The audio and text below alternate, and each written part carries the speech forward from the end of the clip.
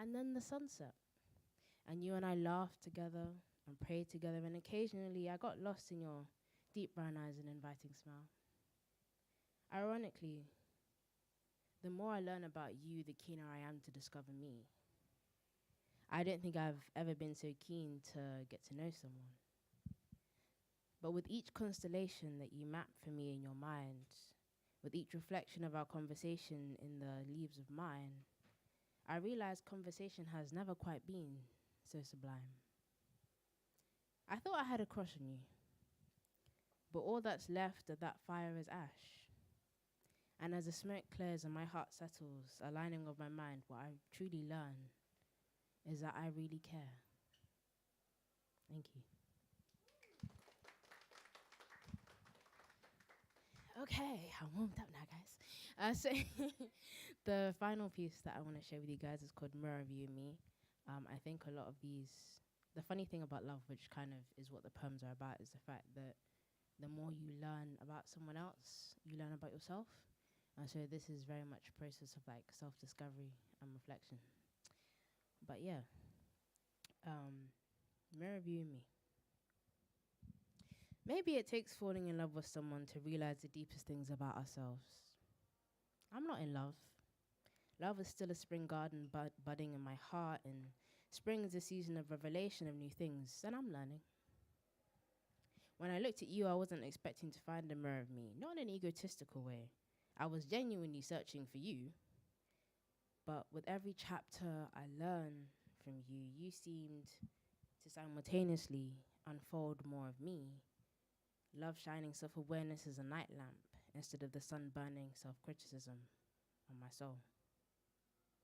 Sun beating down on a war zone because all around me are landmines, and every smile triggers to tears I worked years not to cry.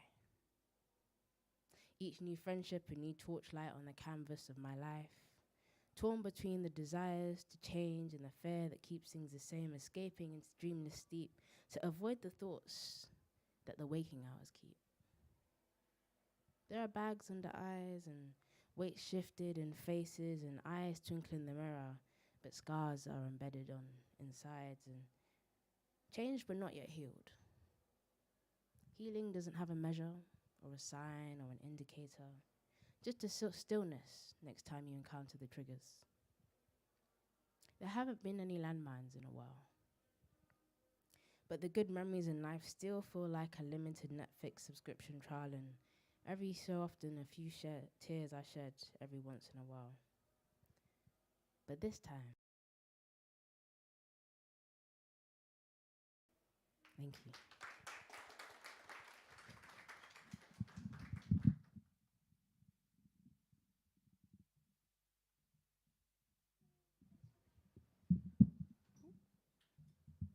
Thank you very much. That was very nice. Next up, we have someone from Hope for Health, which is a upcoming poetry pamphlet focusing on promoting positive and hopeful messages. So, next up, what's your name? Vance. Vance is coming up. See if I can actually see with the sun here. I can. Thanks.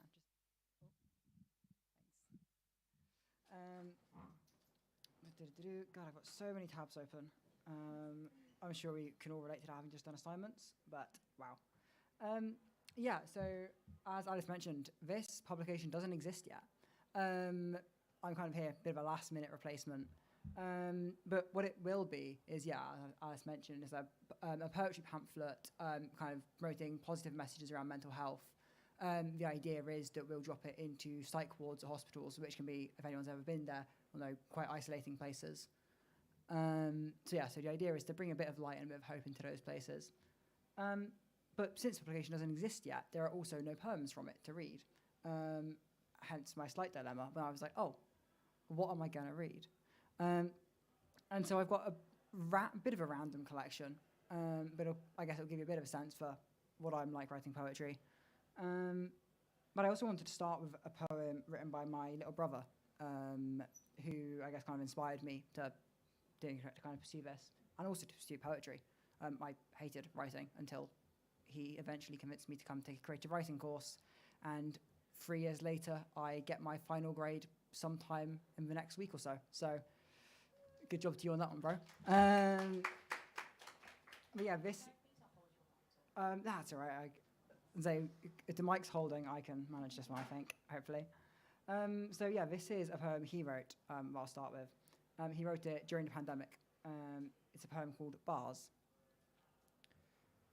No kids play on the fields now, taking shots against enemy lines. Yet as soldiers via penalties, winter collects its heavy fine. Stay home, stay safe, save lives. Such rhetoric mocks the troops' fresh scars. The kids they fight for bounce no balls off goals of broken bars. The front line rages at home as well, as patients fall in doctors' arms, and those who wait in A&E are drowning in their righteous qualms. Should you break an arm, beware, the closest bed's in Ravenscar. In our beds sleep the dead, they said, our beds with dead cold metal bars. Closed by latch and locked by key, movies, theatres, operas all, closed for winter, gone for spring, maybe summer, shut for fall. Red carpets turned to brown, to grey, to black, to dust, devoid of stars. The dancers alone are locked off stage, redundant are their ballet bars. The bustle of people, the music of man, is vanquished from the cobbled streets.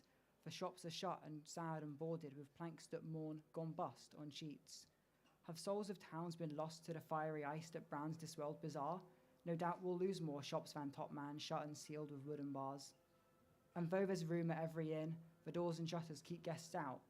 The glasses gather dust while mould creeps in amidst the tiling grout. 64's now longer gone than seemed when drunkards sheared hurrahs. For no more do we frequent deserted pubs with crooked bars. Where cacophonies of music dominated the street, the sound of sonatas turned soft, then silent. The busker's spot lies naked, bare, in dissonant quiet and the lone winds lament. Where fanfares once welcomed timely trains, carriages crammed with suits and cigars, the trumpets, trombones fall flat upon the unplayed bars. So one and all we disappear, hidden behind great oaken doors, or emaciated planks that let worms in through the floors. They say we keep the illness out, yet a new one brews within. We cough, we sneeze, we wipe it up, a year goes in the bin. Who knows what we'll find when at last we return to a world we once called ours, a world now full of straggly weeds that strangle all the flowers, a world where trees replace streetlights, a world where plants drive cars, a world in the dark, a world in the night, a world without light, a world behind bars.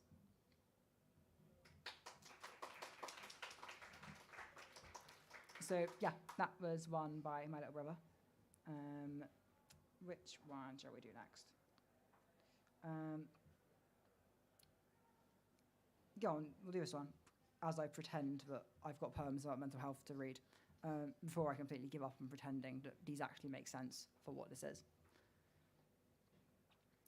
This one, good job if anyone can actually see, especially with the sun, but it is like a shaped poem. It is in the shape of a person, and there are some little red bits. You can, I guess, trigger warning for mental health, but I think that was kind of obvious from the start. But still, trigger warning. Oh, have we got people entering? We have people entering. Crazy. Hi. It's okay. It's all in your head. Of course it was all in his head. That's what mental illness is. But that doesn't make it invalid. It hurts like any other pain. Oh, but so much pain, pain, pain, pain. He tried to keep the pain inside. There was no one he felt was on his side, but eventually it became impossible to hide. He had to let it out somehow, some way, to get this pain out of his brain with a scratch. Keep on scratching until it's raw and it bleeds. Tries not to let his parents see. They scream, "You stupid boy, you're just seeking attention." This is his fault. He's weak, needs no intervention. It's just a phase. He'll get over it. But the pain keeps on coming, so keeps purging it with a well-placed punch. Now that'll leave a nasty bruise, which they see and ignore, even if it isn't a cry for help. This neglect, it's classed as emotional abuse. If they cared to try, then maybe he'd no longer need to cut. Maybe he wouldn't have needed to create an altar to support him where his parents would not. An altar who spent the first 2 years trying to kill him to get a body to call their own. And he didn't get any help from his dad, because such things as OCD, depression and anxiety are just kids being kids, demanding little liars. And no child of his could possibly be mentally ill, for he was a perfect dad as well as a perfect doctor, all part of the perfect family desired by the mother, and no one could ever know any different.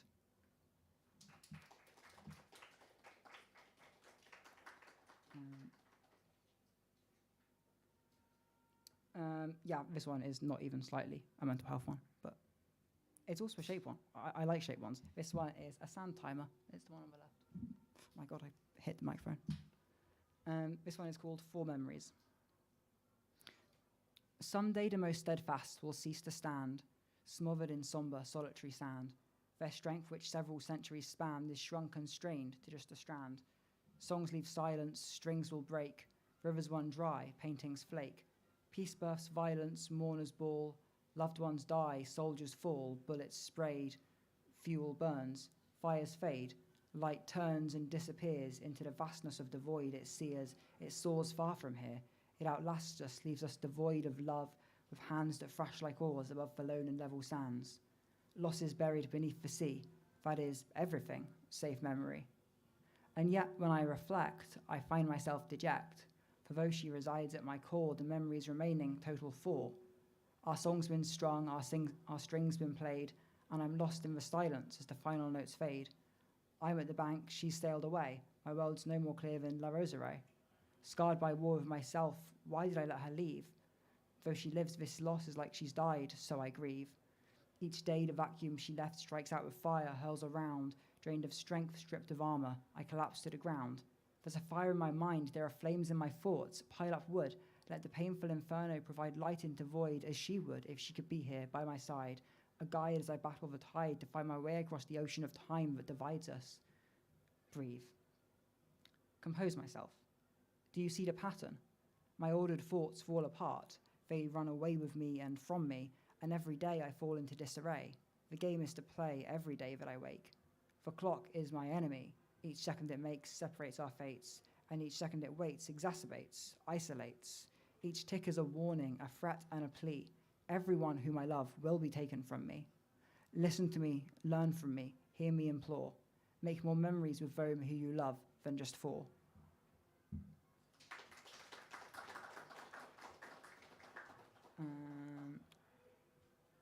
This one continues to not be related. This is a little one I wrote for my final year, like creative. Instead of doing a dissertation, we just get to do a load of poetry if we want. It's great fun. Creative writing course, best course. That's why I'm staying for a master's. Yeah, this is a little poem called Stain. With delicate confidence she strokes a line along a lash, a lick at the end, a little flick, a string-thin wing, a pretty thing. With confident delicacy she strokes another, a lilting little line, finely drawn, but not so fine as the lighter line on her other eye. With decadent complacence she strokes a lip, a line allotting a load of pink to match her kinky mink. The lipstick slipped not from her grip. She forgot to bring a makeup remover and ended up staining the bedsheets. That's that one. Short one, as I said.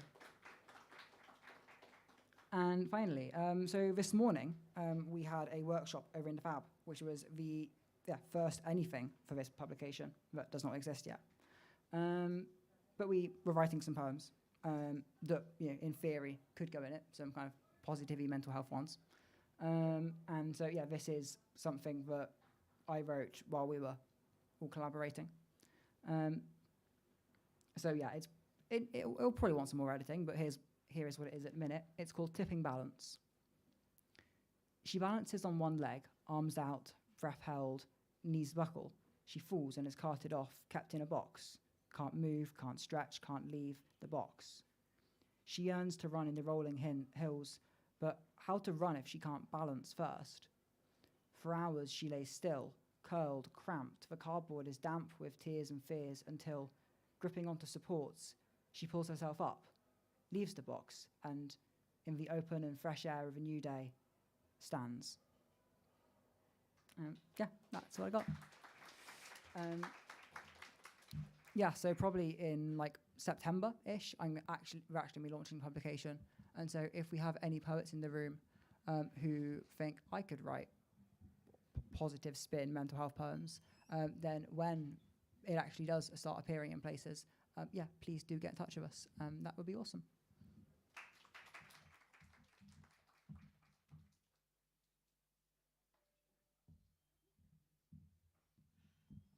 Thank you very much. I think we have some comedy people coming in for later, so that's okay. So next up we have Tia, who will be performing some original poetry from their collection, The Catharsis Project.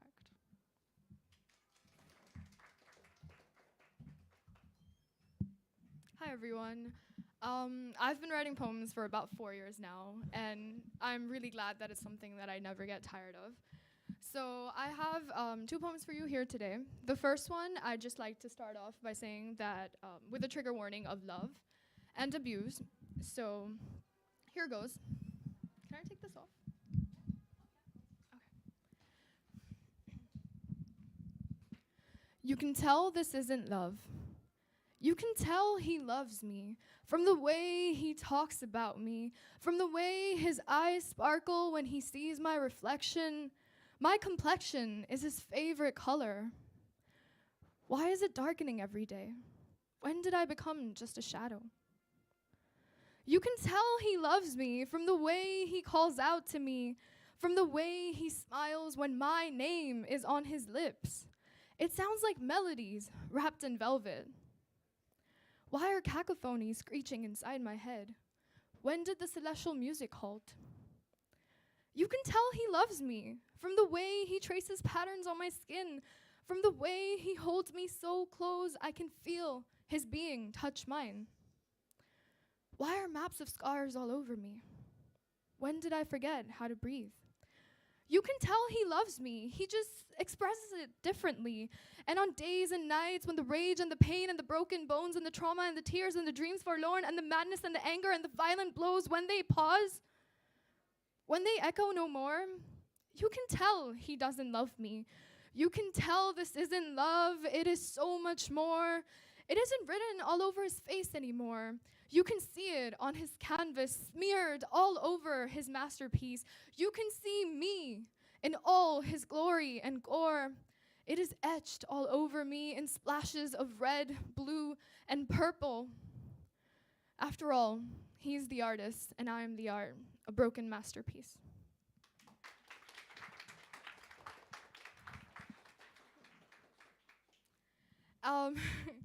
After that, I have kind of a happy poem. So this poem is because you haven't met all the people who are going to love you yet. Very nice people. People who notice you're feeling left out and try to include you. People who don't know you, who smile at you from across the street. People who know words won't change the fact that you're sad, so they sit down quietly with you. People who hold your hand when you cross the road. People who send memes to you when they thought of you. People who get you with one simple look. People who get you something you didn't even know you needed. People who heal you from the hurt they didn't give. People who give you the space and time to be alone. People who just want to go grocery shopping with you. People who hold on to the hug a second longer. People who make you want to live a little. People who are weird and they make you even weirder. People who understand that sometimes they just don't understand. People who always root for you the loudest. People who know the little things about you. People who see you for all that you are. And people who love you despite it all. Thank you.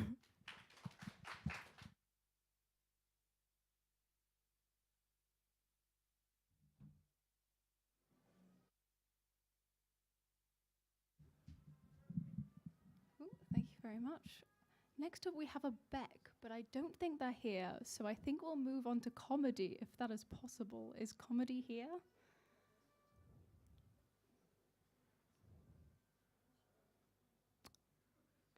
Maybe we'll have a short break. If you'd like to get some coffee, talk among yourselves, and we'll work things out.